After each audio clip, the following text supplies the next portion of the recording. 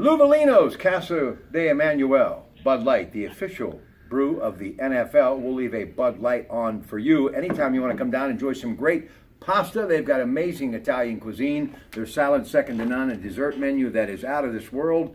And yes, those HD TVs downstairs in the incredible bar, restaurant, entertainment on the outside on Wednesday nights. And of course, this room can be rented for a very reasonable price, and you can have a lot of wonderful times up here. And they'll even put that Fiesta ware on the table for you that is so famous from Homer Laughlin in West Virginia, and our friend, of course, Mr. Wells. Now, speaking of West Virginia and famous, here he is again, ladies and gentlemen, Mr. Ted Arnaud on the AT&T Sports Line. Teddy, a personal note before we talk NFL. You lost a good friend, Don Rickles. Mr. Warmth passed away. Just some memories of truly a comic genius. Yeah, I started off following him way back when he was on the Tonight Show, and I was in college, and we were able to bring him into Mountaineer a couple of times. And one time when the stage was over at the track, small venue, I don't think I stopped laughing for 2 hours. And then the next time we brought him in, it was a more formal setting at the Harv, and I wound up having dinner with him afterwards, and he was just a consummate professional. And you hear him absolutely going after everybody and the jokes that he would tell.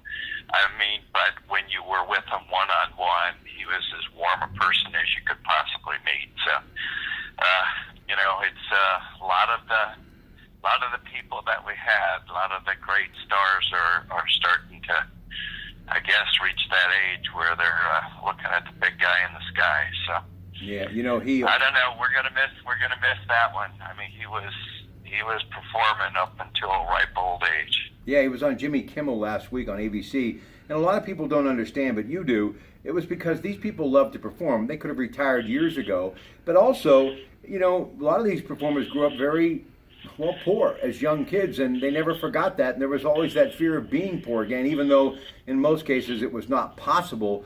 But in the whole idea of being a performer, he was a professional who just loved to be on stage, Ted.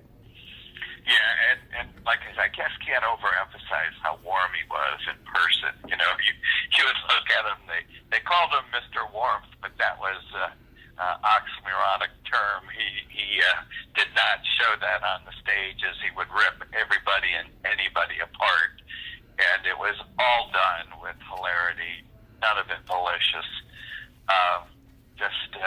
He's a guy. I've got a bunch of pictures of him down in my little office room, and he just a great guy.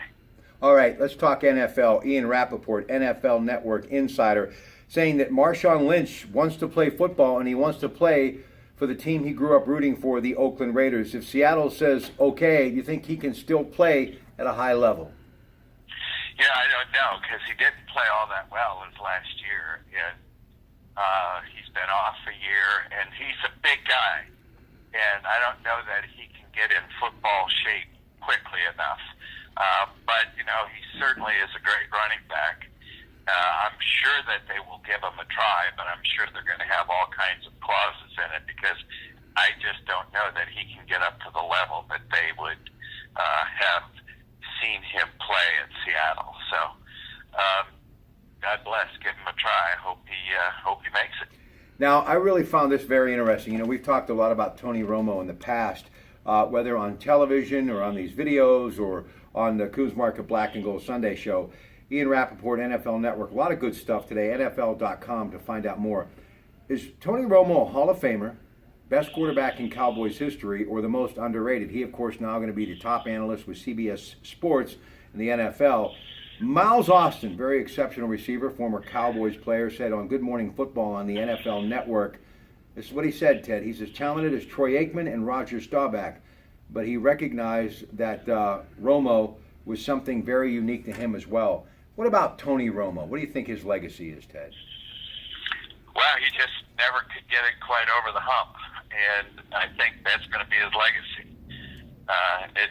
He's a great quarterback, came out of, Eastern Illinois, undrafted, unheralded, and just played lights out.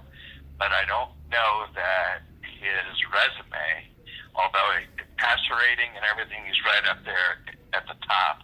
I just don't know if he has the quality wins in playoff settings that'll give him over the hump to be in the Hall of Fame.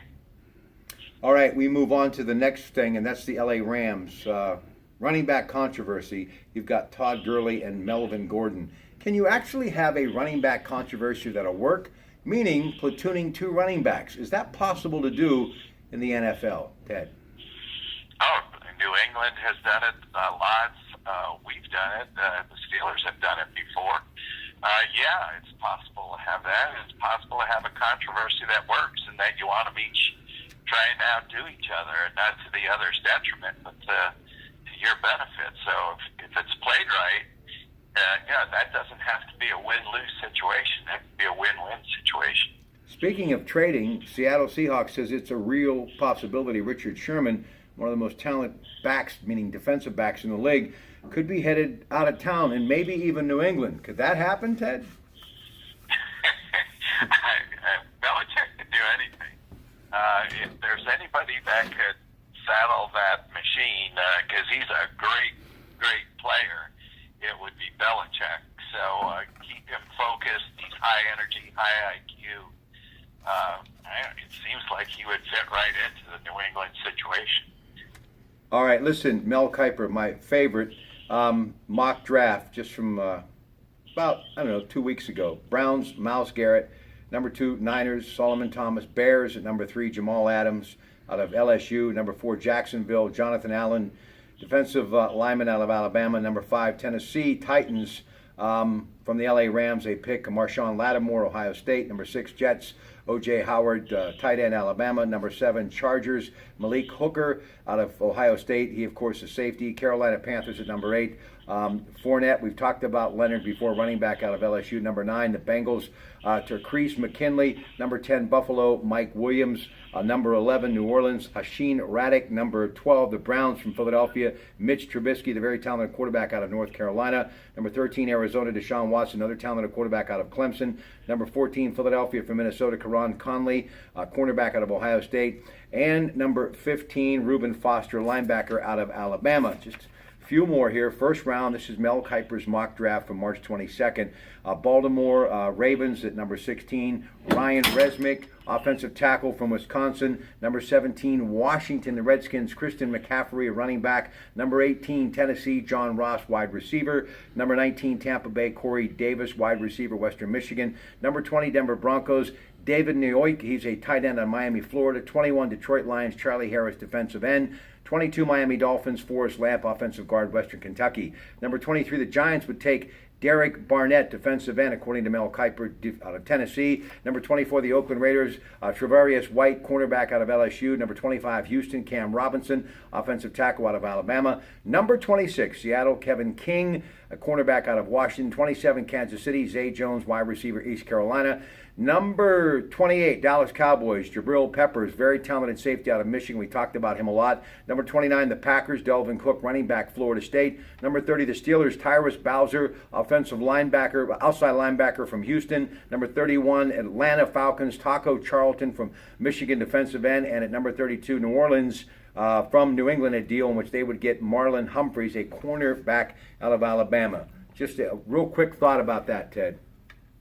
Well, I don't see those quarterbacks going that high. As we've talked about, it's not a quarterback-rich class, and it wouldn't surprise me, as we've seen in other drafts, that the quarterbacks get bumped down because the defensive group coming out is so strong that I think you're going to see many defensive players picked in this first round, and I think that's going to cause the quarterbacks to drop a little bit. But hey, if anybody knows it, Mel Kiper knows it, so I would go at least looking at what he's got, but I just don't see those quarterbacks going that high. You know, Steelers.com, a great place to get all the off-season news that you need. And they actually have a thing that's entitled Everything You Need to Know in 1 Minute. I was looking at it earlier today. You know, 32 teams, the NFL is allowed to have pre-draft visits for 30 players and unlimited from local schools in the area. Of the 30 visits last year, this doesn't mean a slam dunk. Steelers only chose 2. Mike Tomlin says the 3-part approach for the Steelers: medical news,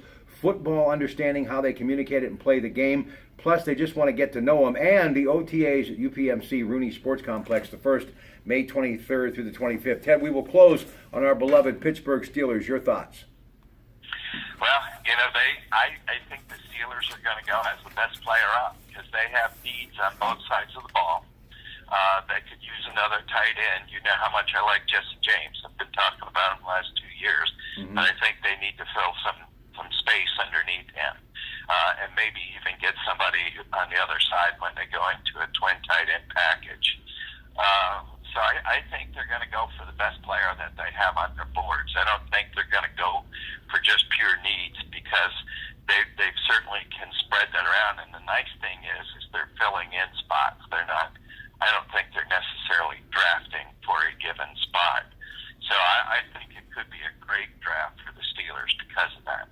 April 27th, prime time, 8 p.m. NFL Network. The draft begins with the great Commissioner Roger Goodell. Now for Ted Arnaud, who will be with us back this Sunday on the Coons Market Black and Gold Sunday Show. I'm Rob Pratte, and of course everyone here at Lou Valino's Casa de Emmanuel. Great family restaurant, great place for late night entertainment, and also wonderful food. Good night. Ciao from East Liverpool, Ohio.